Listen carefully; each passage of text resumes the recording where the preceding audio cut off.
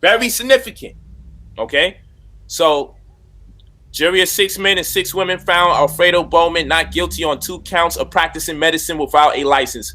Bowman, affectionately known as Dr. Sebi, director of USHA Herbal Research Institute, 616 Pacific Street, Brooklyn.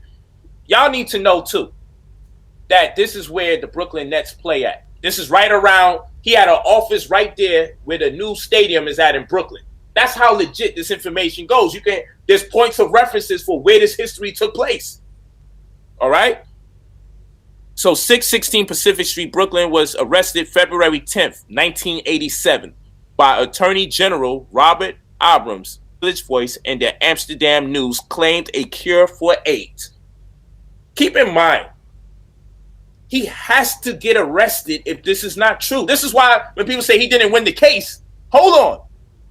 If he was arrested for claims because he claimed a cure for AIDS, why was this man not arrested? Why? Now, this is a publication here. All right? We got to be careful because it was the same newspaper that this is. It's the same publication that this is that was responsible for the Attorney General coming to him in the first place. So the same publication that announced he had the cure for AIDS, and he in turn wound up being incarcerated for it, he wound up being fully exonerated for it, and this information was published in the same publication called the Amsterdam News. Understand this. This is important information. This is not a different newspaper, family. It's the same newspaper that got him locked up.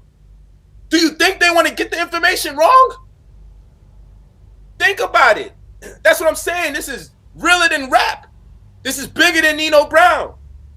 You got some real agents amongst you. And I don't like pointing fingers at people because I don't know who to point at. Some of these people are agents and some of these people are perpetuating the themes that the agents want you to fulfill. So you're either working for the government directly or indirectly, but nonetheless, they're doing the job.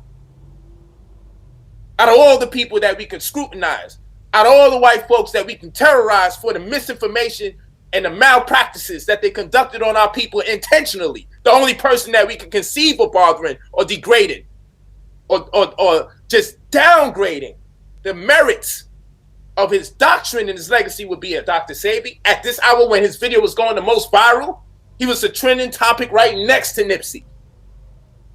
All over the internet. And it somehow became incumbent for people to go out their way and say, no, we got to tear this black man down. He getting too much attention. Even ministers of the Nation of Islam, trickling on down to the most common YouTuber, those who show their face and those who don't. So look at the logic, people. The same Amsterdam publication that was responsible for him being incarcerated through their publishing, not that they did something negative, is the same publication when he got free announced. What did they announce?